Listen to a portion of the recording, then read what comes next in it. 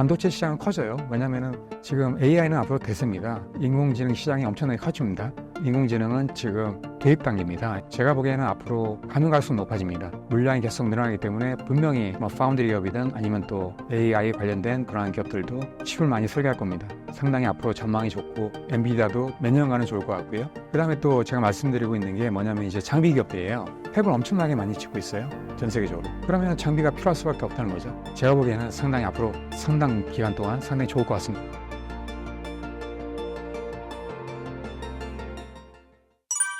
미국 대선에서 트럼프가 당선될 가능성이 높아졌습니다. 트럼프가 당선되면 TSMC와 삼성에 어떤 영향을 미치게 될까요?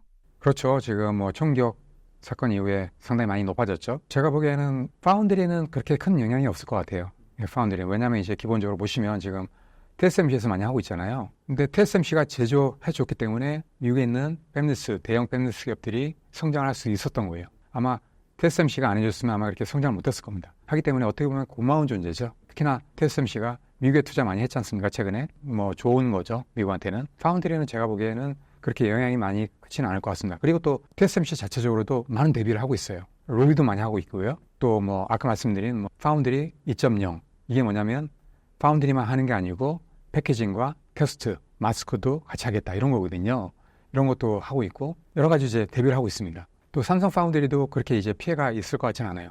단 이제 나머지 부분이 좀 문제가 될 수 있어요. 예를 들면 이제 메모리라든지 그 다음에 또 시스템 반도체 있지 않습니까? 이쪽은 문제가 될 수 있습니다. 왜냐하면 TSMC는 기본적으로 예측 불허의 어떤 인물이거든요. 그래서 어떤 정책을 펼지 몰라요. 근데 기본적으로 정책은 뭐냐면 미국을 보호하겠다 이런 거예요. 보호요. 일단 미국을 보호하겠다 이런 거고 그 다음에 또 자기 이익을 먼저 고려하겠다 이런 거거든요. 제가 보기에는 새로운 정책을 펼 가능성도 있어요. 예를 들면 이런 게 있어요. 어떤 게 있냐면 지금 보면 이제 삼성이나 SK 하이닉스 같은 경우에 중국에 지금 팹이 있다고요. 메모리하고 그 다음에 또 디램하고 이제 낸드죠. 이게 팹이 있는데 상당히 이쪽에서 물량도 상당히 큽니다. 몇십 프로씩 하고 있거든요. 근데 이제 작년에 보시면은 VEU, Validated End User 그래가지고 이제 허가를 받았어요. 이게 뭐냐면은 장비 있잖아요. 이런 장비를 업데이트를 계속 해야 돼요. 왜냐면 이제 새로운 어떤 칩을 생산하기 위해서는. 그런데 장비를 업데이트를 못하면은 새로운 칩을 만들 수가 없어요. 근데 예전에 이제 그런 걸 이제 허가를 좀 받아야 됐어요. 근데 지금은 이제 그런 허가가 필요 없거든요. 이게 뭐냐면 이제 검증된 최종 소비자 이런 거거든요. 이 칩이 중국에서 쓰이는 게 아니고 미국에 수출되기 때문에 이게 반드시 필요하다 이렇게 본 거죠. 하기 때문에 무기한 연장이 됐거든요. 그래서 허가 받을 필요가 없어요. 그래서 그냥 업데이트 하면 돼요. 근데 트럼프는 아마 약간의 어떤 제재를 가할 수가 있어요. 왜냐면은 그게 또 이제 중국 내수에도 쓸 수 있기 때문에 그런 어떤 제재가 가게 되면 문제가 될 수 있죠, 한국에. 그리고 또 뭐가 문제가 있냐면 아마도 제가 보기에는 트럼프가 중국에 대한 제재를 아마 계속 강화할 겁니다. 그래서 중국에서 미국에 수출하는 어떤 제품에 대해서 관세를 상당히 많이 높일 가능성이 있어요. 그렇게 되면 이제 관세가 높아지면 아무래도 가격이 올라가지 않습니까? 그러면은 수출에 이제 제한이 걸릴 수 있어요. 또 마찬가지로 한국이 메모리 반도체를 많이 중국에 수출하고 있잖아요. 이런 메모리를 가져다가 중국이 제품을 또 완제품을 만드는 거거든요. 그래서 이제 미국에 수출하는 거거든요. 이게 또 영향이 있을 수 있다는 거죠. 또 최근에 보시면 한국도 이제 미국에 수출이 많이 늘고 있어요. 수출이 는다는 얘기는 그만큼 이제 미국이 이제 손해라고 이제 볼 수 있는 문제거든요. 하기 때문에 또 관세를 높일 수가 있어요. 그러면 이제 수출에 어떤 제한이 걸릴 수 있는 거죠.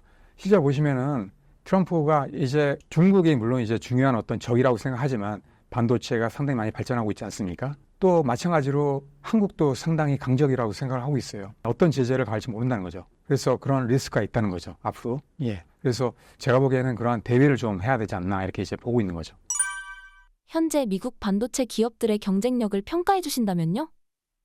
지금 보시면 대표 기업이 인텔하고 마이크론이죠. 보시면 인텔은 최근에 보면 공격적으로 지금 로드맵을 상당히 이제 강화하고 있죠. 그래서 올해 2나노 반도체 양산하겠다 이렇게 이제 계획을 좀 세우고 있어요. 또 마찬가지로 1.8나노도 하겠다 이런 건데 근데 봐야 되는 게 있어요. 왜냐하면 이게 쉽지 않은 문제일 수 있어요. 왜냐하면 보면은 이게 돈이 많이 듭니다. 일단은 물론 이제 미국에서 정부에서 엄청난 지원을 하고 있지만 지금 제가 한번 그림을 보여드리면 인텔이 엄청나게 적자가 나고 있어요. 지금 보시면은 올해 1분기만 25억 달러가 적자가 났습니다. 이게 엄청난 거죠. 지금 계속 매 적자가 나오고 있거든요. 아마도 적자가 더 커질 가능성이 큽니다. 왜 그러냐면 인텔이 엄청난 투자를 하고 있어요.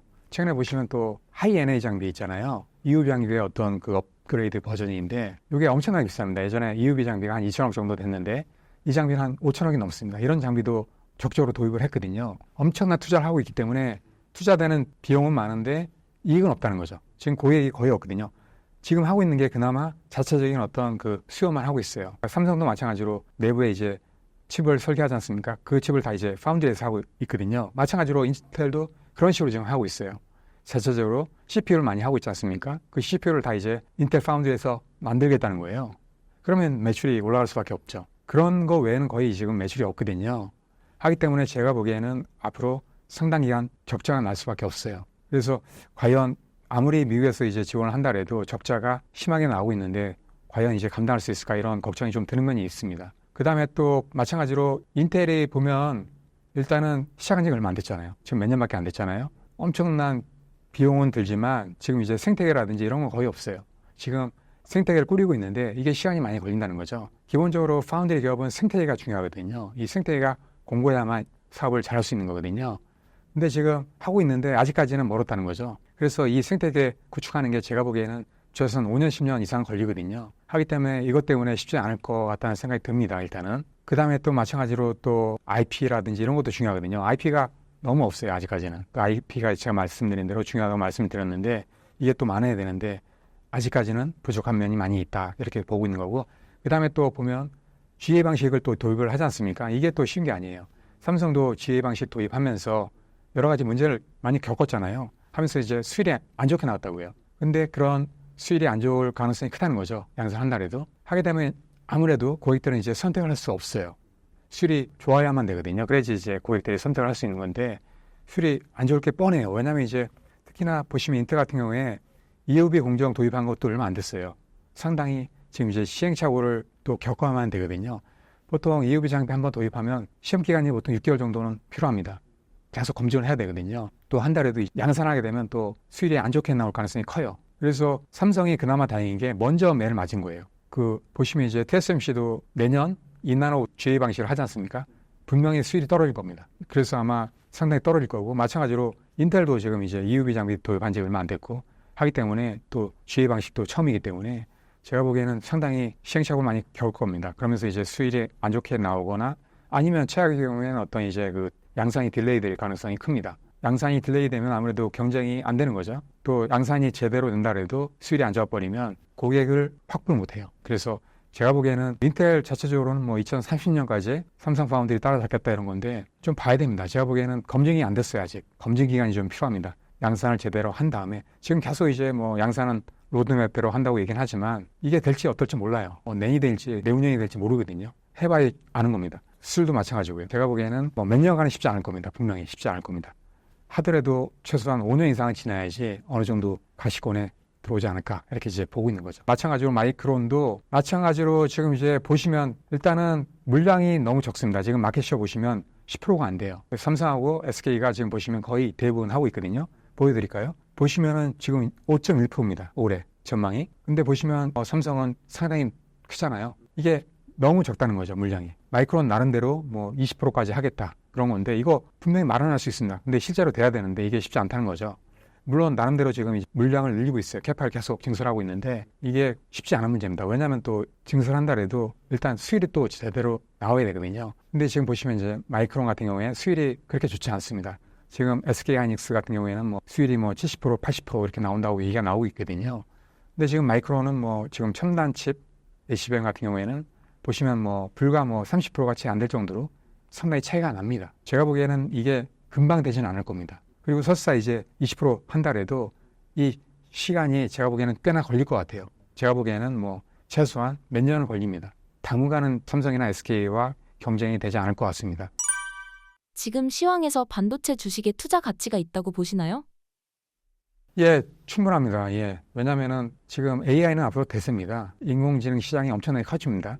지금 보시면은 인공지능은 지금 도입 단계입니다. 이게 이제 성숙 단계에 가게 되면 엄청나게 시장 성장률이 높아지고요. 제가 보기에는 앞으로 가면 갈수록 높아집니다. 물량이 계속 늘어나기 때문에 분명히 뭐 파운드리 기업이든 아니면 또 AI 관련된 그러한 기업들도 칩을 많이 설계할 겁니다. 상당히 앞으로 전망이 좋고 제가 보기에는 계속 반도체 시장은 커져요. 왜냐면은 과거에도 그랬어요. 왜냐면은 보시면은 물론 이제 주기적으로 이제 불황은 옵니다. 근데 이제 뭐 3, 4년 주기로 오지만 특히나 이제 메모리 쪽에 심하게 오는데 그렇다 하더라도 이제 장기적으로 보면 우상향하거든요. 시장이 계속 커질 수밖에 없습니다. 반도체 시장은 이제 과거에도 그랬고 앞으로도 그럴 겁니다. 왜냐하면 보면 새로운 애플리케이션이 계속 생깁니다. 예전에 없었던 뭐 새로운 게 생기기 때문에 예전에 뭐 스마트폰 없었잖아요. 그게 생겼죠.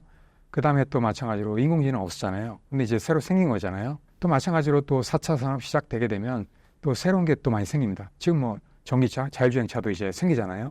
또 마찬가지로 또 뭐 많지 않습니까? 뭐 예를 들면 뭐 메타버스라든지 뭐 IoT라든지 스마트 산업이라든지 뭐 예를 들면 스마트 헬스케어라든지 스마트 홈이라든지 스마트 팩토리라든지 다양하게 많이 생기지 않습니까? 하기 때문에 계속 시장 커집니다. 단 이제 주기적으로 불황은 옵니다. 하지만 장기적으로 보면 계속 성장한다. 이렇게 이제 말씀을 드릴 수 있는 거죠. 반도체 산업 중에서 추천하시는 유망 분야가 있으실까요? 2달 전에 나왔을 때 이제 말씀드린 게 2대 기업 말씀드렸는데요. 그 기업들도 상당히 좋습니다. 그리고 또 마찬가지로 엔비디아 많이 떨어졌는데 엔비디아도 몇 년간은 좋을 것 같고요. 그 다음에 또 제가 말씀드리고 있는 게 뭐냐면 이제 장비 기업들이에요. 장비 기업들 보면 여기 이제 표를 보시면 장비 기업들이 상당히 많은데요. 봐야 되는 기업이 있어요. 1, 2, 3, 4위가 중요합니다. 이런 기업들이 최근에 보시면 많이 떨어졌어요. 그 다음에 또 다시 이제 오르기 시작했거든요. 근데 왜 이게 중요하냐면 1, 2, 3, 4위 기업들은 이 장비 기업들이 상당히 그 첨단 장비들입니다. 그 다른 데서 이제 만들지 못해요.